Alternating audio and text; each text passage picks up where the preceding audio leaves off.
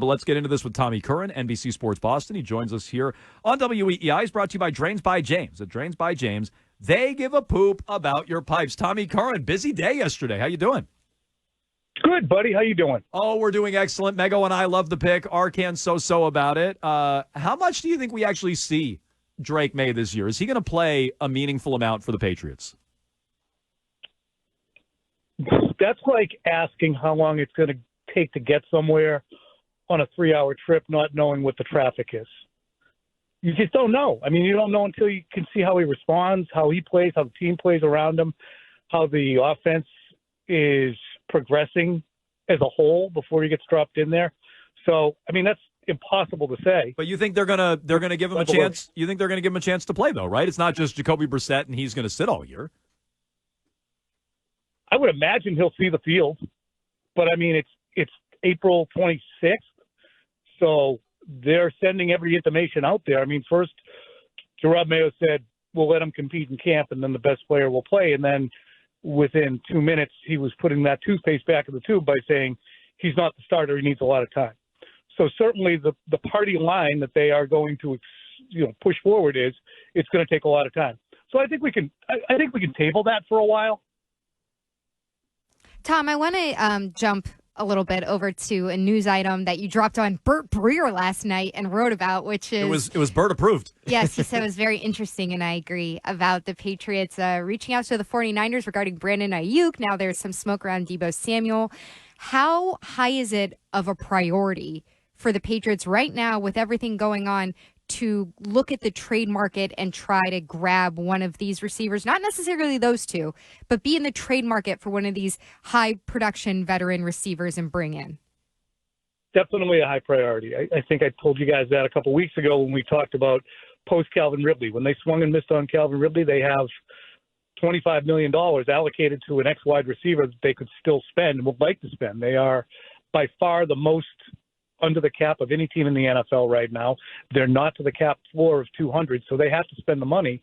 And they understand that, again, you have a rookie quarterback on what is the biggest cheat code financially in the NFL, a guy who's going to be under your control for ostensibly 5 years.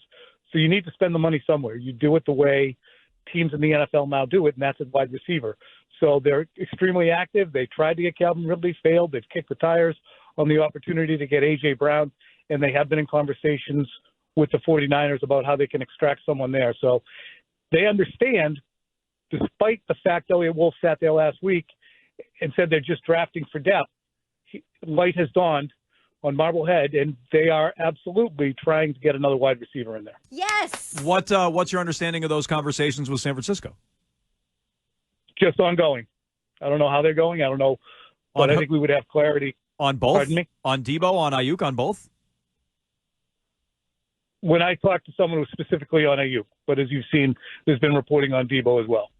Tom, I think you were with me on team trade back. There's reports now that the Raiders and the Vikings were making offers to the Patriots. I think Wolf even mentioned some of the offers that came in. Do you have any more info on what some of those offers may have had? Were any players involved? And what would it have taken to move the Patriots off of that pick? It would have taken 3 first-round picks and most likely a player. So that didn't happen, so we can at least ascertain that that wasn't brought up. So I don't know concrete what the offers were. I don't know if we ever will know what the offers were. For Minnesota, they actually kind of win. They don't have to move any resources, and they get a really good quarterback who will fit their system really well and just be plug and play. So to them, they actually win on that situation, in my estimation. But I don't know what they exactly were, Kristen. Sorry.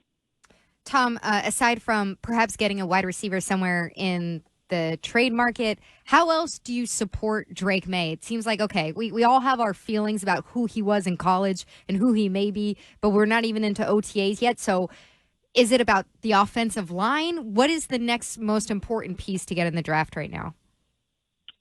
I think, honestly, Mego, it's less about the players for right now around him and more about fixing him. He's the least ready of the 4 main guys, and I'll even throw Penix in there, 5 main guys. He is the guy that most people said is boom or bust. He's the guy who needs the most work with his accuracy and his footwork. He's the bounciest in terms of moving around and not having his feet set and decision-making. So before you worry about making sure KJ Osborne isn't your best player or Demario Douglas in wideout, you got to fix all that stuff. To me, there will be guys who kind of shake loose from the wide receiver tree over the next however many months. We see it often.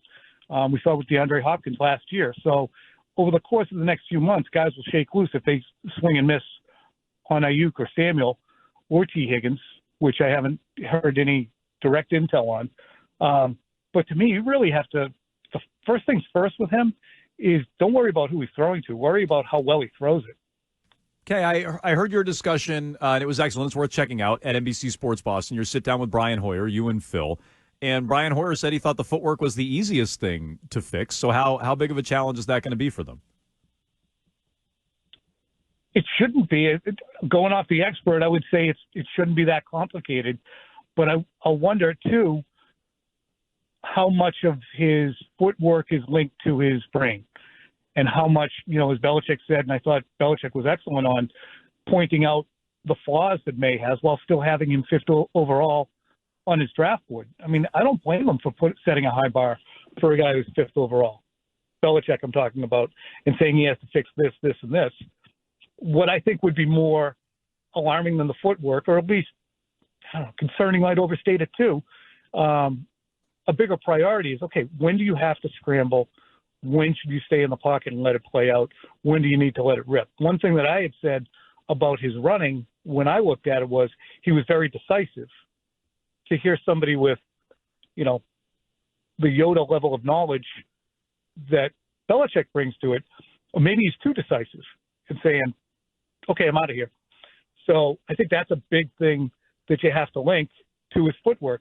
Just get your feet quiet and let your brain do the work instead of letting your eyes do it and say, oh, I'm out of here.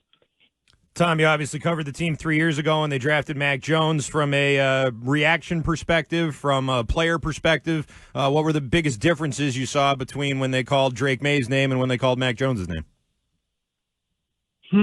I think, they both have a little goofiness to them. I don't know what it is about Mac's goofiness. Mego, you probably have a good sense for this.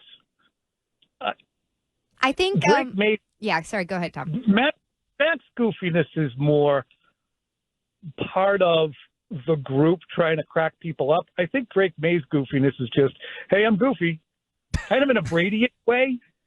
Max was kind of felt like a fitting in way. I don't think the number of times people say that the Patriots players hated Mac Jones, it always makes my shoulders go up because they didn't. They didn't like the way he played quarterback.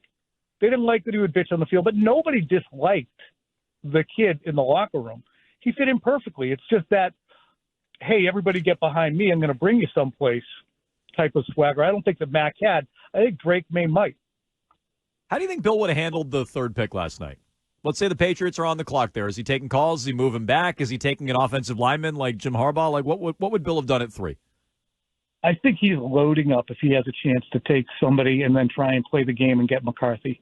I mean, I know he's got May 5th, but if he's looking at Drake Maye and saying, I can't even use this kid until halfway through the season, maybe the back end of the season, I need to win now. We just went 4-13 last year. I'm going to get some resources here, and I'm going to trade back. But it is telling that he had him 5th on the board. Yeah. And to hear him as effusive as he was, like, who do you think among the 5 guys, and we can take Penix out of it, among the 4, I think May will be the only one who we can't say will definitely be on the bench at Halloween. We're kind of general here, Tom. I want to ask like a specific scheme X's and O's question with Drake Maye. Since it was in Detroit, if he was a what's it called? Motown song. What song would Drake Maye be?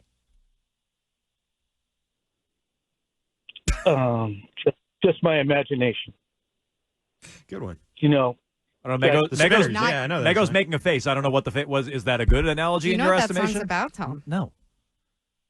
It's about what? It's about lusting after someone walking away. It's what like every Motown song's about. Well, he could have gone with like Tears of a Clown, Heard It Through the Grapevine. Sorry, yeah, I put you on the spot there. Just your imagination that he's got this much upside to an extent. Yeah, I mean, you're wishing, people are wishing, of all the quarterbacks, there's more wishing involved with Drake Maye than anybody. And I think that the Patriots had to take him because he was the safest pick. Even though he has the most downside, the lowest floor at the moment, they had to take him because other teams coveted him. So they had to say, well, if we don't take him, that is basically an admission that we aren't ready. We don't have enough good players. Our roster is crap. And I, Elliot Wolf, I was part of that situation. We can blame Bill all we want, but if we don't take Drake Maye, that means we don't believe in our coaching staff to get him ready and up to speed, and we have to take somebody safe, or we have to trade out of it. So to me, they're really hoping that as a group they are going to grow together. And if as a group this one player doesn't grow, then they're going to be right back where they were by 2028, which is jaw-dropping. I would have gone with my guy. Tom, real quick before we let you go, you mentioned Elliot Wolf. There's still 6 rounds of picks that he needs to make here. Do you think that in terms of his future, now that the big pick's out of the way, that there's any sort of hindrance that'll be there from him continuing his role in the future? I don't think so. I mean, honestly, it's just so weird to look at a guy who is the de facto GM who you're going to have, even if it's sham interviews, to go through the exercise of. To have this guy standing there being the one who hold for Elliott, he's going to tell you you're a Patriot. I can't imagine that his job is in any kind of jeopardy. So it's a weird dynamic that's going on there. To me, I'm really curious what happens at 34 here, since that's what's looming in a few hours, is everybody got driven down the board on the defensive side of the ball because of all the wide receivers and tackles and quarterbacks. The Patriots definitely need a corner. They definitely need a corner on the other side from Christian Gonzalez.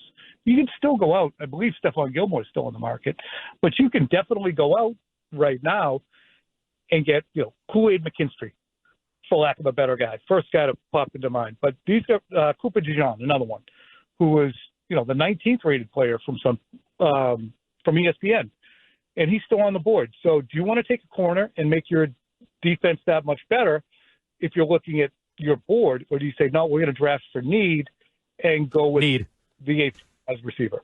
Need would be my vote, but we'll see what they do tonight at pick